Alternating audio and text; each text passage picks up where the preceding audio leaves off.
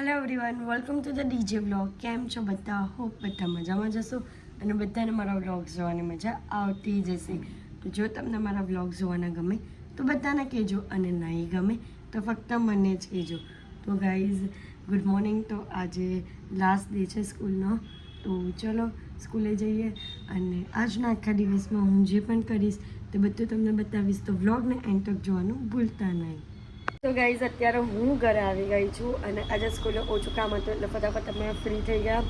અને બસ હવે કાલથી સ્કૂલે નથી જવાનું અમારે, તો કારણ કે અમારો ડાન્સનું કોરિયોગ્રાફી ત્યાં ખતમ થઈ ગઈ છે. બસ અને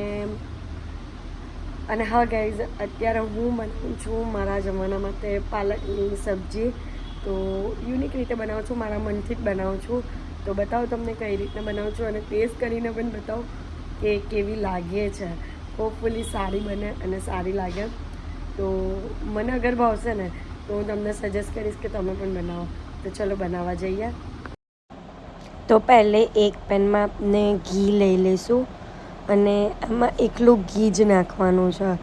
અને એના પછી ઘીની અંદર આપણે જીરાનો વઘાર કરીશું. થોડુંક એવું 1 પિંચ જેટલું જીરું નાખીશું અને બસ એનો વઘાર થઈ જાય એટલે આપણે એની અંદર કાંદા નાખી દઈશું અને એને થોડા સોફ્ટ થાય એ ટાઈપના સોતરવાના છે.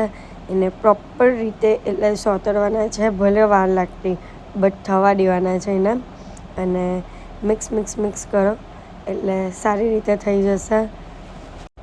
અને કાંદા સોતરાઈ જાય એટલે આપણે એની અંદર નાખીશું લીલો મસાલો અને નમક થોડુંક ટેસ્ટ અનુસાર.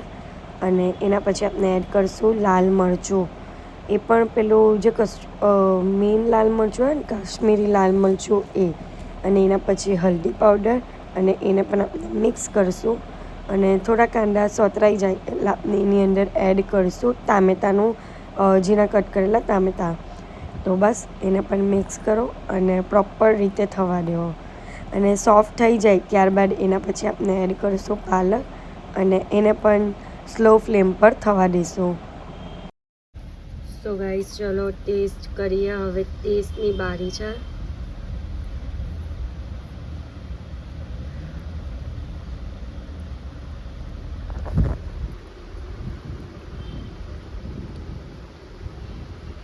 લિટરલી બહુ જ સારી બની છે. જેને આમ પાલક ભાવતી હોય ને તો આવી રીતના બનાવીને ખાઈ શકે. એમ ઇઝી અને જલ્દી બની જાય એવી છે. ચલો હું તમારું આજનું લંચ એન્જોય કરું અને તમે પણ આ વસ્તુ ટ્રાય કરજો. તો ગાઈઝ, અત્યારે જમી કરીને હું થોડો ટાઈમ સૂઈ ગઈ હતી અને અત્યારે ઉઠી છું. તો રીલ્સ બનાવ્યા, વિડીયો બનાવ્યું ઇન્સ્ટાગ્રામ માટે. તો બસ હવે મામંતા જવાનો આજે પ્રોગ્રામ છે, કારણ કે રાત્રે કંઈ મામંતા જમવાનું છે એટલે. તો જઈએ અને પહેલે તો રેડી થઈ જઈએ અને એના પછી નીકળીએ. તો ગાઈઝ, હું અહીંયા મામાના ઘરે આવી ગઈ છું અને હવે હું જે પણ કરીશ તે બતાવીશ. આમ તો જમવાનાનો પ્રોગ્રામ છે એટલે મમ્મી લોકો જમવાનું બનાવે છે. તો એ લોકોનું નોનવેજ છે અને મારું વેજ છે. તો જોઈએ હવે આગળ શું થાય તે. જો આ છોકરો કેવો અહીંયા ઘરની અંદર રમે, ઘરની અંદર ફૂલ રેકેટ રમે. ચેમ્પિયન બનવાનો કેવું. તો ગાઈઝ, અત્યારે મારા નાસ્તા માટે છે વેજ ક્રિસ્પી.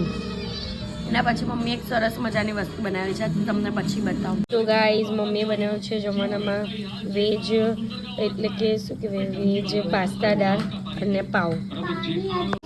કેટલું ખાધું? કાટલા બળા ઓળખાના હોય. હા, કેટલું ખાધું બોલને? 2માં ખાધું. વાત તો કર મારી સાથે. કેટલું ખાધું? હસિયત ખાધું મને નહીં બોલી જેવી જ છે. કઈ કેટલું હસિયત કરે. હા, કેટલું ખાધું તો જોયું તો ખરું ને. પણ તું તો શરમાઈ પણ એવી રીતના ને કે પેલી નજાકત નહીં હોય આમ છોકરી જેવી આમ આમ કરીને શરમાઈ કે. હા, હજુ જોવાની ગઈ નહીં કે એટલે હું કામ નજાકતથી હશે જ ને એટલે એવું જ ને એમ. સો ગાઈઝ આજના માટે આટલું જ. તો તમને મારો આજનો બ્લોગ ગમ્યો હોય તો લાઇક શેર એન્ડ સબસ્ક્રાઈબ કરવાનું ભૂલતા નહીં. અને જેમ સપોર્ટ કરો છો તેમજ સપોર્ટ કરજો. Love you guys, bye. અને હા ગાઈઝ, હું ટ્રાય કરીશ કે મારો બ્લોગ હું તમને મોટો આપું. અને અત્યારે હું ઘરમાં ને ઘરમાં જ રહું છું એટલે એટલો મોટો બ્લોગ નથી થતો, બટ હું તમારા માટે ટ્રાય કરીશ કે હું મોટો બ્લોગ કરું અને તમને કંઈ યુનિક વસ્તુ બતાવું.